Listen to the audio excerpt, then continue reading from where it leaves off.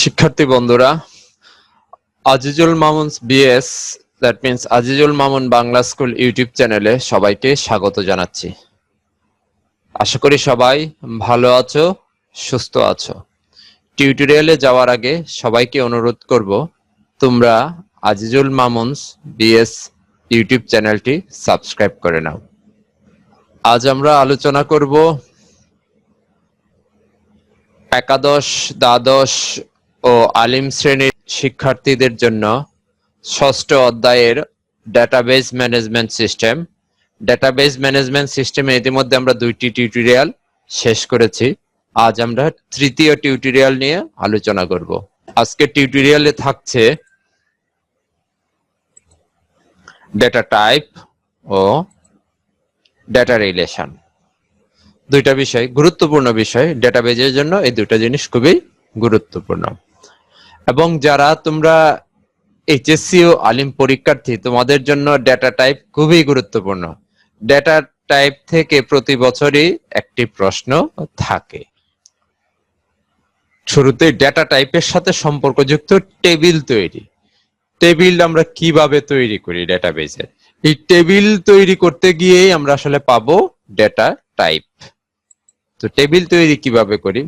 Database হচ্ছে পরস্পর সম্পর্কযুক্ত একাধিক টেবিলের সমন্বয়। প্রত্যেকটি টেবিল আবার কতকগুলো রেকর্ড নিয়ে গঠিত। পরস্পর সম্পর্কযুক্ত কতগুলো ফিল্ড মিলে গঠিত হয় রেকর্ড। এই বিষয়গুলো আমরা আগে আলোচনা করেছি। সুতরাং ফিল্ড হচ্ছে ডেটাবেজের ভিত্তি। কোনো টেবিল তৈরি করার পূর্বে টেবিলের প্রত্যেকটি রেকর্ডে কোন কোন ফিল্ড থাকবে তা নির্দিষ্ট করতে হবে। প্রত্যেকটি ফিল্ডে কোন ধরনের ডেটা থাকবে বা ডেটা টাইপ কি হবে তা নির্ধারণ করতে হবে। ফিল্ড কি কি থাকবে তাও আগে থেকে নির্ধারণ করতে হবে, এবং ফিল্ডে কোন ধরনের ডেটা টাইপ ব্যবহার করব সেটাও নির্ধারণ করতে হবে। এই ডেটা টাইপটাই আসলে আমরা জানবো। কোন ডেটাবেজে কয়টি ফিল্ড থাকবে তা নির্ভর করবে ডেটাবেজের উদ্দেশ্য বা ডেটাবেজে কি ধরনের ডেটা থাকবে তার উপর। এই যে দেখো, এইটা একটা টেবিল। এই টেবিলে কি আছে? নাম আছে, ফাদার্স নেম আছে, সিটির আইডি নাম্বার এখানে দেওয়া আছে, এজ, এবং যার তথ্য এখানে ইনপুট করা হবে তার বয়স, স্যালারি। এই যে এই বয়সগুলা এই টেবিলে, এই যে নাম আমার ইনপুট করতে হলে কোন ধরনের ডেটা লাগবে এটা ডেটা টাইপ বলবে। ফাদার্স নেম ইনপুট করতে কোন ধরনের ডেটা লাগবে, সিটিতে ইনপুট করতে কোন ধরনের ডেটা টাইপ লাগবে, ডেটাটা কোন ধরনের হবে, তাই আসলে ডেটা টাইপের আলোচ্য বিষয়। এটা একটা টেবিল, এবং এই টেবিলের মধ্যেই টেবিলকে আবার আমরা কি নামে চিনি? ফাইল, টেবিল বা ফাইল। তো টেবিলের প্রত্যেকটা ফিল্ডে ডাটা রাখি এবং প্রত্যেকটা ফিল্ডের আলাদা আলাদা ডেটা টাইপ নির্ধারণ করে দিতে হয়। টেক্সট বা ক্যারেক্টার ডেটা টাইপ। টেবিলের মধ্যে আমরা রাখি কি? টেক্সট বা ক্যারেক্টার ডেটা টাইপ। বেশিরভাগ ডেটাবেজে ব্যবহৃত প্রধান ডেটা টাইপ হলো টেক্সট বা ক্যারেক্টার। টেক্সট বা ক্যারেক্টার ফিল্ডে অক্ষর, সংখ্যা, চিহ্ন ইত্যাদি ব্যবহার করা যায়। ওই যে আমরা টেবিলটা দেখলাম, টেবিলে প্রথমে কি আছে? নেম আছে। সাধারণত এ ফিল্ডে সর্বোচ্চ 255টি বর্ণ, অঙ্ক, চিহ্ন এককভাবে বা সম্মিলিতভাবে ব্যবহার করা যায়। এর মধ্যে আমরা কয়টা ক্যারেক্টার ব্যবহার করতে পারবো? 255টা ক্যারেক্টার ব্যবহার করতে পারবো। তবে সংখ্যা ব্যবহার করলেও ডেটার উপর গাণিতিক কাজ করা যায় না। এবং এখানে যদি আমরা কোনো সংখ্যা ব্যবহার করি, টেক্সট বা ক্যারেক্টার টাইপে যদি আমরা কোনো সংখ্যা ব্যবহার করি, কিন্তু এই সংখ্যা করলে এখানে কি যোগ, বিয়োগ, গুণ, ভাগ এইরকম গাণিতিক কাজ করা যাবে না।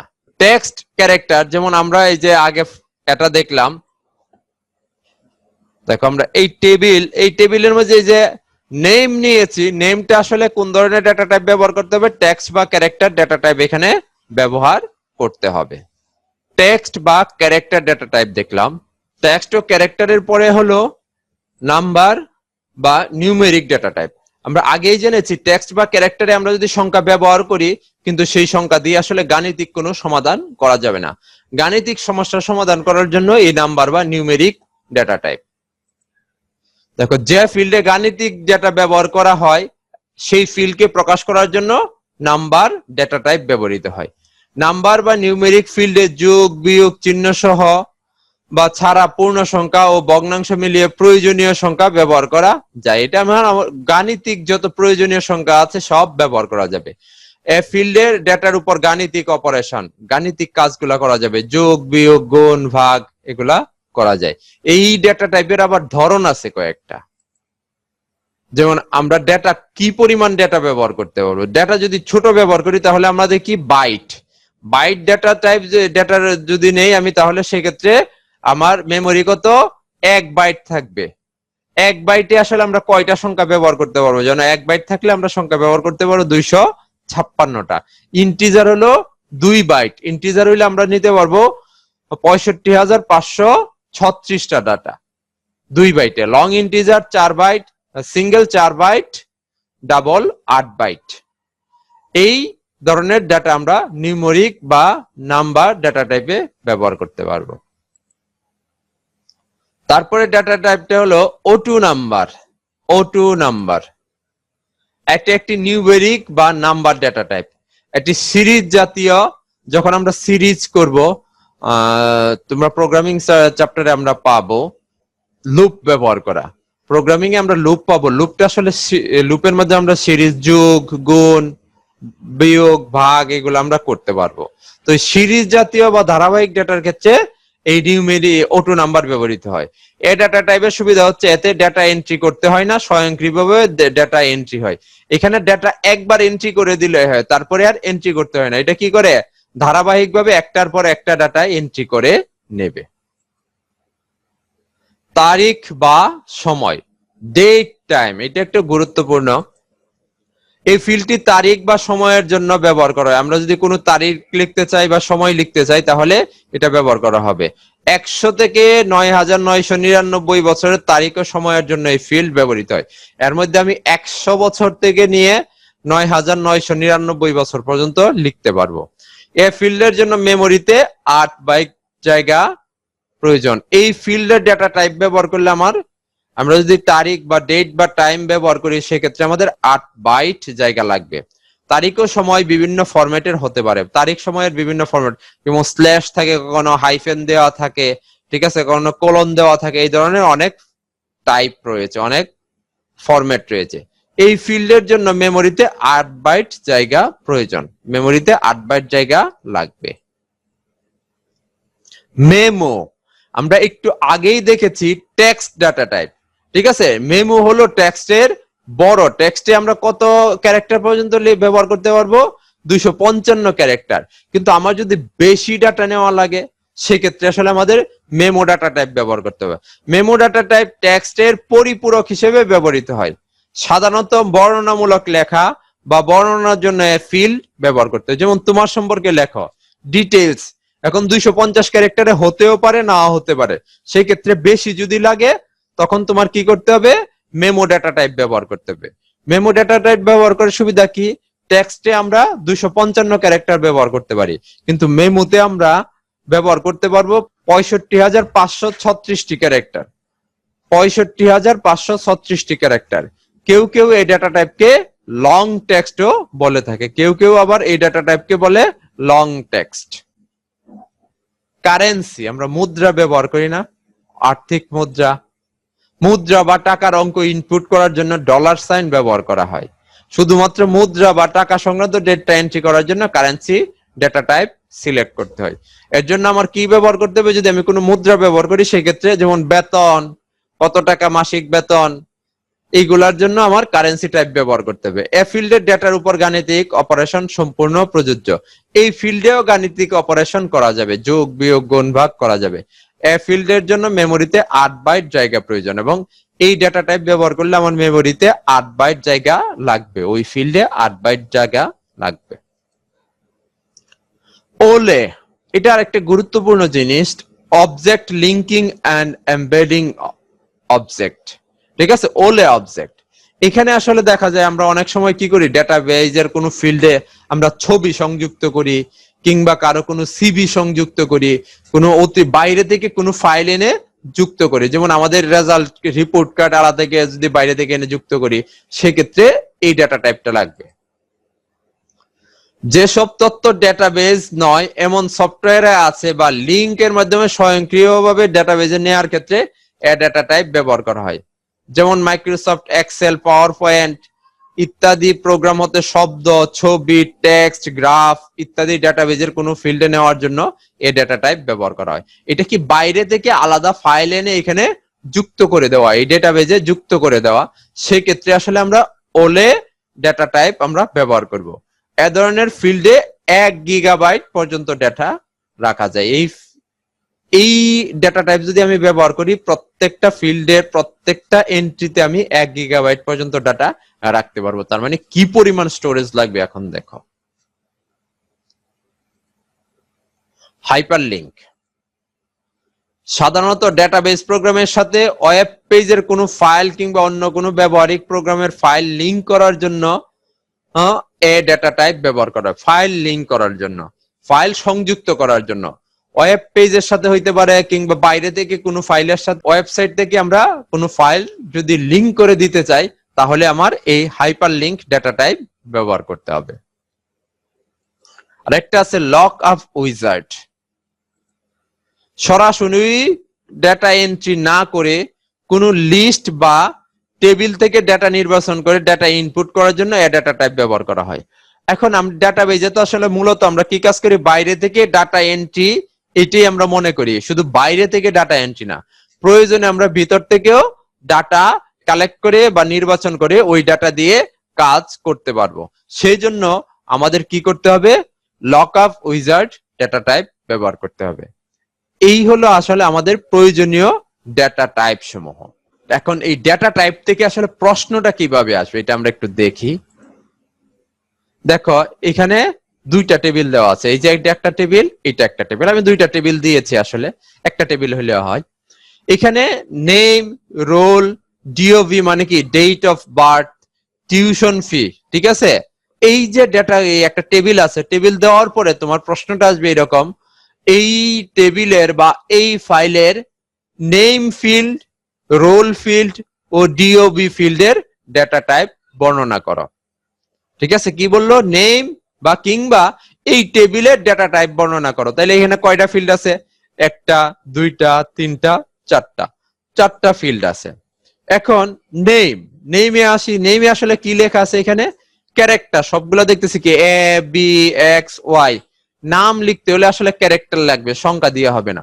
তাহলে এখানে নামটা আবার খুব বেশি বড় হয় না। একজনের নাম, আমাদের নাম নিশ্চয়ই ব্রাজিলিয়ান নাম কিংবা শ্রীলঙ্কার নাম নয় যে একটা নামের 23 থেকে 24টা পার্ট থাকবে। আমাদের নামের সর্বোচ্চ পার্ট থাকলে 3টা পার্ট থাকে বা 4টা পার্ট থাকে। এই নাম লেখার জন্য আমরা এখানে টেক্সট ডেটা টাইপ ব্যবহার করতে পারি। টেক্সট ব্যবহার করলে আমরা কয়টা ক্যারেক্টার ব্যবহার করতে পারবো, 255টা ক্যারেক্টার পর্যন্ত ব্যবহার করতে পারবো। দ্বিতীয় যে ফিল্ড আছে এখানে দেখো আমরা কি করতে পারবো, রোল। ঠিক আছে, এখানে কি যেহেতু শুধু নাম্বার দেখা যাচ্ছে, আমরা সেক্ষেত্রে নাম্বার ব্যবহার করতে পারবো। যদি নাম্বারের সাথে কোনো ক্যারেক্টার থাকে সেক্ষেত্রে কিন্তু আমরা নাম্বার ব্যবহার করলে হবে না, সেক্ষেত্রে আমাদের টেক্সটই ব্যবহার করতে হবে। ডিওভি, ডেট অফ বার্থ, এটা কি তারিখ, সময়। ঠিক আছে, তারিখ থাকবে, সময় থাকবে, সেক্ষেত্রে আমরা কি ব্যবহার করব, date time data type. Tuition fee, tuition ফির জন্য আমরা কি ব্যবহার করতে পারি, নাম্বার বা নিউমেরিক ডেটা টাইপ। এখন প্রথমটা তো আমি বলে দিলাম, তোমরা এই 2 নম্বর ছবির ডেটা টাইপ প্র্যাকটিস করবে, প্র্যাকটিস করে কমেন্টে লিখে জানাবে। তো ডেটা টাইপ সংক্রান্ত আমাদের আলোচনা এখানেই শেষ।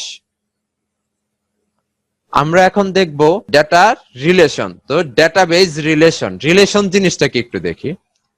ডেটাবেজের একটি টেবিলের রেকর্ডের সাথে অপর একটি টেবিলের রেকর্ডের সম্পর্ককে ডেটাবেজ রিলেশন বলা হয়। ডেটাবেজের আমরা যদি টেবিল নিয়ে চিন্তা করি, পাশাপাশি 2টা টেবিল আছে, প্রথম টেবিলের একটা রেকর্ডের সাথে পরের টেবিলের আরেকটা রেকর্ডের, কিংবা প্রথম টেবিলের একটা রেকর্ডের সাথে পরের টেবিলের অনেকগুলা রেকর্ডের যদি সম্পর্ক থাকে সেটাকেই বলে ডেটাবেজ রিলেশন। অর্থাৎ ডেটাবেজ রিলেশন হলো বিভিন্ন ডেটা টেবিলের মধ্যে বা টেবিলের মধ্যকার লজিক্যাল সম্পর্ক। লজিক্যাল মানে কি, যৌক্তিক সম্পর্ক। এখানে তো আর সরাসরি উপস্থিত নয়, কিন্তু এটা যুক্তি দিয়ে আসলে খুঁজে বের করা হয়। 2টা গুরুত্বপূর্ণ বৈশিষ্ট্য, রিলেশনাল ডেটা টেবিলগুলোর মধ্যে কমপক্ষে একটি কমন ফিল্ড থাকবে। ডেটা টেবিলগুলোর মধ্যে যদি 2টা টেবিলের মধ্যে হয় সেখানে একটা কমন ফিল্ড থাকবে এবং ওই মানে কি দুইটা টেবিলেই এই ফিল্ডটা থাকবে এবং এই কমন ফিল্ডের ডেটা টাইপ, ফিল্ড সাইজ ও ফরম্যাট ইত্যাদি একই হইতে হবে এবং ওই যে ফিল্ডটা থাকবে ওই ফিল্ডের মধ্যে কি ডেটা টাইপ, ডেটার ফিল্ডের সাইজ, ফরম্যাট ইত্যাদি একই রকম হইতে হবে। ডেটা টাইপ আমি লিখে দিলাম টেক্সট, কিন্তু ফিল্ড সাইজ আমি কোনোটার একটার জন্য লিখে দিলাম 255 ক্যারেক্টার পর্যন্ত আমি নিতে পারবো টেক্সট, তো আমি একটার জন্য লিখে দিলাম 40 আর একটার জন্য লিখে দিলাম 55, তখন কিন্তু দুইটা মিলবে না। যা লিখবো দুইটাই আমার কি লিখতে হবে, 40 লিখলে 40 কিংবা দুইটাই 55 আমার করতে হবে। 2 নম্বর বৈশিষ্ট্য, রিলেশনাল টেবিলগুলোর মধ্যে অন্তত একটি টেবিলে অবশ্যই প্রাইমারি কি ফিল্ড থাকতে হবে এবং টেবিলগুলোর মধ্যে একটা টেবিলে প্রাইমারি কি ফিল্ড থাকতে হবে। প্রাইমারি কি যদি না থাকে তাহলে কিন্তু রিলেশন করা সম্ভব হবে না। রিলেশনের প্রকারভেদ আমরা দেখি, ডেটাবেজ রিলেশনের প্রকারভেদ। ডেটাবেজের রিলেশন আসলে কয় প্রকার? 1 to 1, 1 to many, many to 1 এবং many to many। কয় ধরনের রিলেশন পেলাম আমরা ডেটাবেজের? 4 ধরনের রিলেশন পেলাম। 1 to 1, 1 to many, many to 1, many to many। আমরা শুরুতেই দেখি 1 to 1 রিলেশনটা কি। যদি ডেটাবেজের একটি টেবিলের একটি রেকর্ড অপর একটি ডেটা টেবিলের কেবলমাত্র একটি রেকর্ডের সাথে সম্পর্কিত থাকে তবে তাদের মধ্যকার রিলেশনকে বলা হয় 1 to 1। এইখানে টেবিল, এইখানে টেবিল, দুইটা টেবিলের মধ্যে একটা রেকর্ডের মধ্যে একটা রেকর্ড দিয়ে আরেকটা রেকর্ডের সাথে সম্পর্ক করা যাবে, সেটা হবে 1 to 1। ধরা যাক একটি কলেজে অনেক শিক্ষক আছেন, একটি ক্লাসে একজন শিক্ষক শুধু একটি মাত্র কোর্সেই নিতে পারবেন এবং একজন শিক্ষক একটি কোর্স শুরু করলে তাকেই শেষ করতে হবে, অন্য কোনো শিক্ষক এই কোর্স পড়াতে পারবেন না। মনে করো আমি শিক্ষক, আমি কোনো কলেজে আছি, ঠিক আছে, এই কলেজে বিভিন্ন ক্লাস আছে, শ্রেণী আছে। তুমি মনে করো যে ফার্স্ট ইয়ারে 3টা সেকশন আছে, সেকেন্ড ইয়ারে 3টা সেকশন আছে। তো ফার্স্ট ইয়ারের একটা সেকশনে আমি বাংলা পড়ানো শুরু করলাম, বাংলা প্রথম পত্র পড়ানো শুরু করলাম। এখানে বাংলার টিচার আছে মনে করো যে কলেজে আরো 3-4 জন, কিন্তু আমি যদি কোর্স শুরু করি আমাকে এই কোর্সটা শেষ করতে হবে, অন্য কোনো শিক্ষক এই কোর্স পড়াইতে পারবে না। এইটাই হলো 1 to 1 রিলেশন, একজন একটাই কাজ করতে পারবে। দেখো আমরা একটা টেবিলে দেখি, এই যে এটার কি teachers info, T1 Rakib, 0 Kashem, Hridoy, Prantor. তো এই যে টেবিলটা, এই টেবিলে কি টিচারদের আইডি দেওয়া আছে এবং টিচাররা কোন সাবজেক্ট পড়ায়। দেখো Bangla, English, ICT, physics. Rakib বাংলাও পড়াইতে পারে, আইসিটিও পড়াইতে পারে, কিন্তু তার সেকশন এতে সে কি করেছে, বাংলা ক্লাস শুরু করেছে, তাকে বাংলাই করাতে হবে, তার আইসিটি পড়ানোর কোনো সুযোগ নাই, কিংবা তার এই বাংলা পড়ে অন্য কারো পক্ষে যায় পড়ানো সম্ভব না। এটা হলো 1 to 1 রিলেশন। দেখো একজন একটাই কাজ করবে।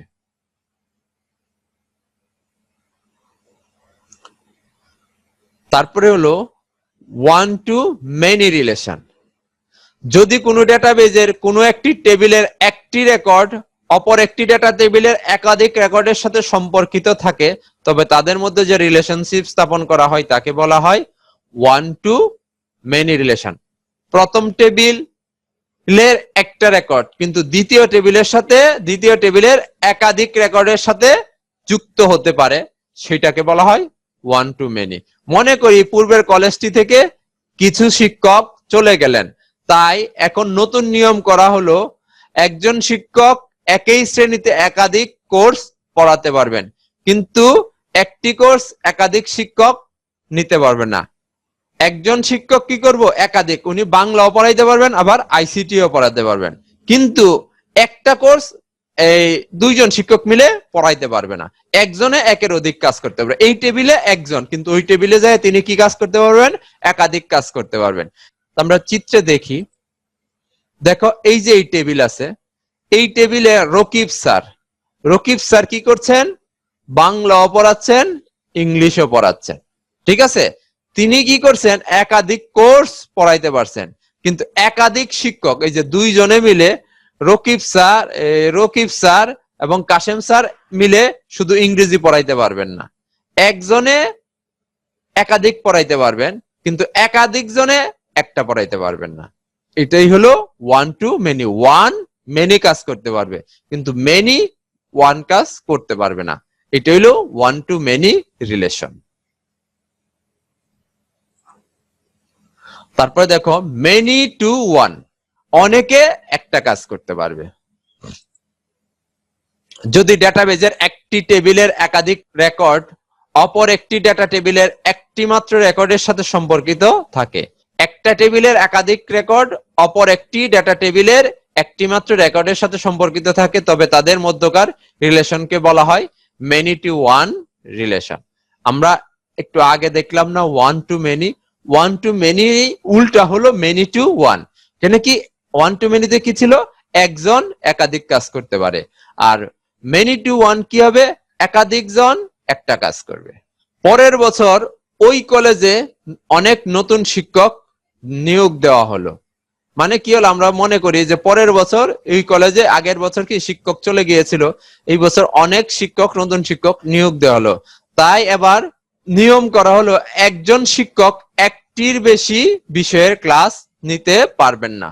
আবারও নিয়ম করা হলো একজন শিক্ষক একটার বেশি ক্লাস নিতে পারবো না, এক বিষয়ে একজন পড়াইতে পারবো, কিন্তু একটি বিষয়ে একাধিক শিক্ষক ভাগ করে নিতে পারেন। শিক্ষক যেহেতু বেশি নিয়ে নিয়েছে তাহলে বসায় রাখা যাবে না, একাধিক শিক্ষক একটা বিষয় পড়াইতে পারবেন, একজন একাধিক পড়াইতে পারবেন না, একাধিক শিক্ষক একটা বিষয় পড়াইতে পারবেন।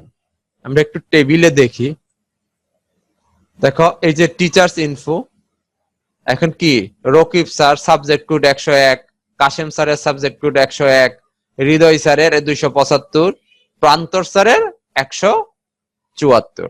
আমরা এখানে দেখি যে রকিব স্যার কি পড়াচ্ছেন, বাংলা পড়াচ্ছেন, আবার কাশেম স্যারও বাংলা পড়াচ্ছেন। এখানে কি হচ্ছে যে একটা কাজ একাধিক জন করছেন, ঠিক আছে, এটা কি হচ্ছে মেনি টু ওয়ান। একজন যখন একাধিক কাজ করবে তখন সেটা কি হবে ওয়ান টু মেনি, আর একাধিক জন যখন একটা কাজ করবে তখন কি হবে মেনি টু ওয়ান। সর্বশেষ মেনি টু মেনি রিলেশনশিপ। যদি ডেটাবেজের একটি টেবিলের একাধিক রেকর্ড অপর একটি ডেটা টেবিলের একাধিক রেকর্ডের সাথে সম্পর্কিত থাকে, তবে তাদের মধ্যকার রিলেশনকে বলা হয় মেনি টু মেনি। এইখানকার একাধিক ওইখানকারও একাধিকের সাথে সম্পর্ক যুক্ত থাকবে।